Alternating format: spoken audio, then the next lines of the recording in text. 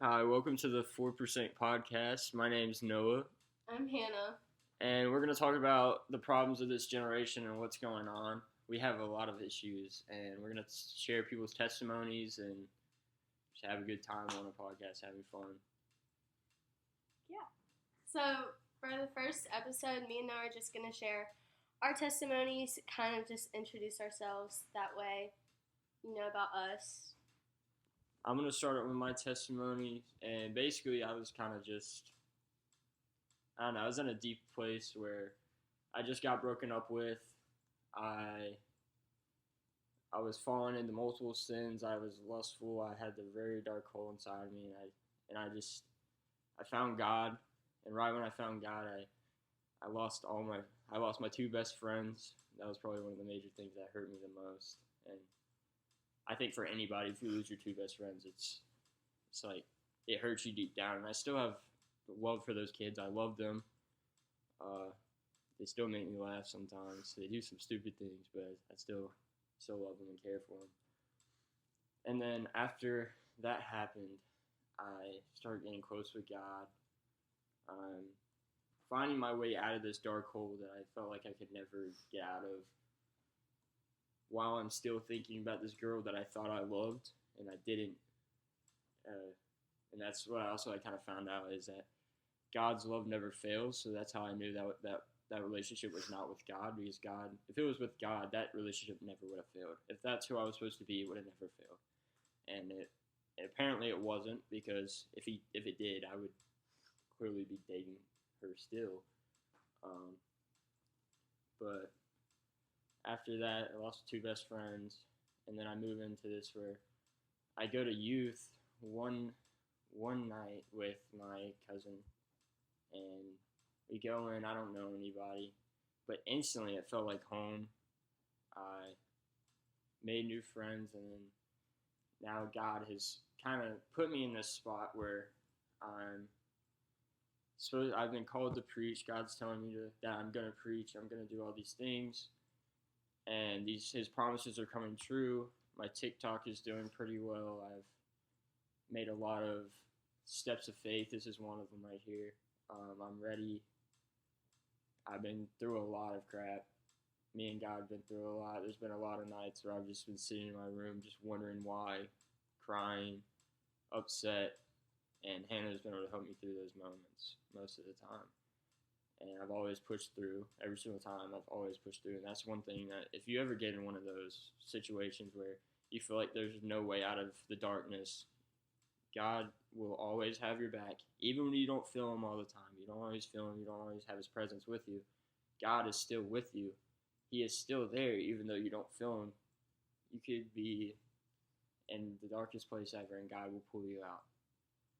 And Hannah, would you like to share yours? Sure. So, basically, a lot of my testimony is definitely the parts where a lot of teenage girls deal through, like, especially in this generation. My testimony definitely has a big part with insecurities and bullying and everything. So, I moved to South Carolina not too long ago. Or maybe like 5 years ago, but never really had friends or anything. Then I got into middle school, which is when you kind of start getting introduced to a lot of things. And oh yeah, did you ever have like things ever come up? Because I always had issues with trying to fit in and stuff like that. yes, I definitely have. But I got into middle school, and I would always get bullied really badly about my appearance. I got a phone, got social media, and that definitely started bugging with me and my insecurities. And then I would come home and I would be fighting with my brother, be fighting with my parents. I definitely was not the most obedient child. And it got so bad to the point where I wasn't strong in my walk with God, and I would definitely just listen to the lies the devil would tell me. So bad to the point where I was actually having self-harm thoughts, suicidal thoughts. And if it wasn't for one of my friends, Anna, where I accidentally let it slip to her, because I know when you have those thoughts, you never go and tell anybody. But I accidentally let slip to my friend Anna, and if it wasn't for her going to the guidance counselor that day, telling her she was worried for me about killing myself, then I wouldn't be where I am today. And it actually got worse after that, to the point where I had to talk to my mentor, Inslee, and she definitely helped me through that. And then I finally was getting closer with God and getting back on track where I should have been. And then I went to Ford Conference in 2018, where I just left all of those suicidal thoughts and all of that sadness and hurt, and that helped a lot. And then recently, this past year, God's been opening my eyes to a lot of things, and He's talked to me and He's told me about speaking in tongues and calling me to ministry and everything. And He promised me all these things, and like Noah said, all of His promises come true, and He never lets those promises go away or anything. And now He's letting me fully walk out my calling. And with, you said you were trying to, like, have you spoken tongues? Yes, like a little bit. You have? Okay. Well, when I first did it, it was definitely an experience. It was kind of just like, it just came out naturally and kind of just like flowed out of you, and whatever you felt inside was kind of just what came out. Yeah. And I think what you need to do if you want to start speaking in tongues is that you need to let all your thoughts go out, because the thing that's holding you back is your mind most of the time. Your mind, the devil's in your mind 24/7. The devil's going to try to get you and distract you. Yeah. But if you're focusing on God, and God will start speaking in you, and then it just comes out. You just got to get past your head. Yeah. Because your head's going to deny it. A lot of it is those distractions. Oh, yeah. It's kind of like, so I was in the car with my dad, actually. We were driving back home from Florida, and we were listening to Maverick City Music, and we were listening to their song Fill the Room. And God actually told him, He was like, and He had a word for me, and it was like, basically, you're the room. And if you tell God and you let Him come in fully, and you let Him fill the room, then He will like be fully with you, if that makes sense. Yeah. So you can do all of the things that you're called to do.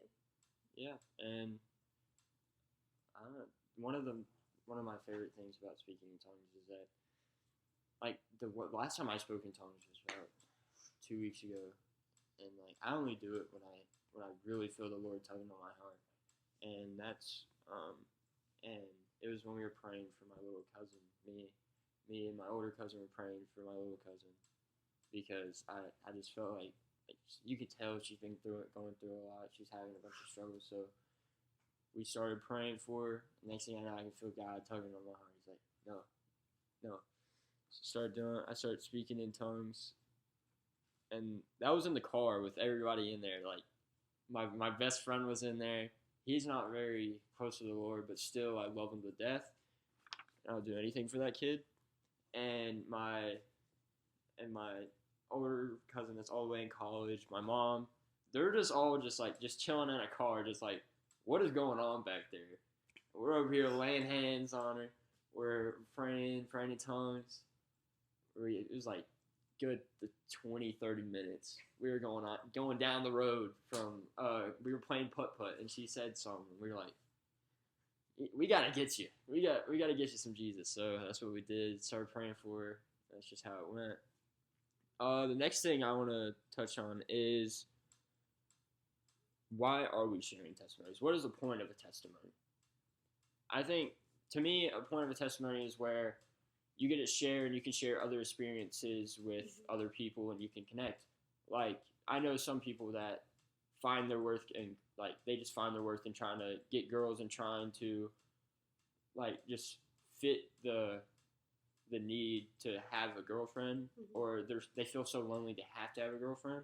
And that's how I was for a while. And then now I'm not really worried about that. I'm worried about my relationship with God. But back then I was like that. I was very lustful. I was stuck in sin, and I've beat sin, and not beat sin. I beat lust, and beating lust was probably the hardest thing I ever overcome, because I was lustful for like since 6th grade. So 4 years of lust is very hard on your mind, of looking at girls wrong when you should have been looking at girls for who they are instead of their appearance. And that's one thing that I think Christians need to get across too, is that God will put you who you need to be with when he does. It's not your timing. It's not anybody your friend's timing. It's not your parents' timing. It's your timing. I mean, not your timing. It's God's timing. I think a big part about testimonies too, it's definitely when you hear other people's testimonies, it definitely reminds you you're not alone in a lot of things, because a lot of teenagers, like, we all have our own battle. We all have our own walks. Nobody's walk is the exact same, but we still can go through a lot of the same things. And especially with like feeling lonely. I remember Pastor Jensen at Ford said, or not Pastor Jensen, Reggie said, if you feel alone physically, you're not alone spiritually. And so even if you feel like you're alone in your bedroom or you don't have any friends, like, you always have God. You're never alone spiritually. But then when you hear like other people's testimonies, for me, it's like, okay, they go through the same things. Yeah. So, which helps a lot. Like not too long ago, I called you and I just felt so lonely, and I felt like I had so much weight on me that I just couldn't get through it. I felt like there was nobody there. I felt like God wasn't there. And sometimes you're going to feel like God's not there when he's the closest to you. Mm-hmm. God was definitely the closest to me in my broken heart. Like, when my heart was broken, God was the closest to me. And I think he's the closest to you just because God's heart is broken because of our sin. So he knows and understands how it feels. He's been there. Jesus has been there. He's been through everything. We can't even imagine the pain he did the pain he had for us on the cross. He died for us, and everything he did was for us. Yeah. The next topic is why do you think God puts you through stuff? He definitely puts you through trials. I know we've talked before about trials he'll put you through, but it's not to harm you. God's never trying to harm you. He has a plan, and all of it's to prosper you. And I think he definitely gives trials, because when he gives you those trials, that's when you need to seek him out the most. When you feel alone or you feel like he's not there, that's when you need to seek him out the most. And he's giving you those trials to test your faith, to see how loyal you are to him. And a lot of times, sometimes God will break you before something else can get in the way and break you even like worse, if that makes sense. Yeah, that's kind of how I was. And then when Pastor Parker was like, I'm always like, it's always like I'm on a spiritual high. Like, that's how it is sometimes. You're feeling great. You're praying. You're reading every night, and then out of nowhere, everything falls apart. Yeah. And like, I was on a spiritual high when Pastor Parker was preaching at one time. He told us to wrestle with God, and I was wrestling with God. I was going through a lot then, and I started wrestling with God in there, and that's when I got called to preach. And it just kept the word, like, God was like, "You're gonna preach. You're gonna preach to a bunch of people. You're gonna do all these things in my name." And I was like, God, how can I do that? But then also in the back of your head, you're just like, this isn't my choice. Like, I know I'm going to follow God's plan, and this is what he wants for me. I'm going to do it. And that's kind of how I got called to preach. And I feel like I get on these spiritual highs, and then for about like a good bit, and then something will happen, and then God puts these tests in my way. It's like a little speed bump, you know? You got to slow down. You got to slow down before you hit the speed bump. And if you don't slow down, you're going to crash. If you don't slow down and spend time with God, you're going to crash. Thank y'all for watching the first episode of 4%. This is a little bit of a shorter episode because we just started, and we want to introduce ourselves before we bring in new people and start and share other people's testimonies.